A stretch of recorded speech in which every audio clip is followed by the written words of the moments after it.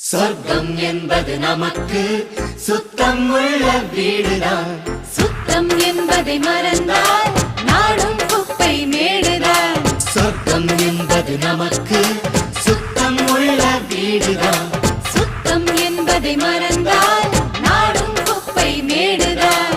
உலாவும் நிலாவில் வெள்ளை அடிக்கலாம், எங்கேயும் எப்போதும் சுத்தப்படுத்தலாம். சொர்க்கம் என்பது நமக்கு சுத்தம் உள்ள வீடுதான். சுத்தம் என்பதை மறந்தால் நாடும் குப்பை மேடுதான்.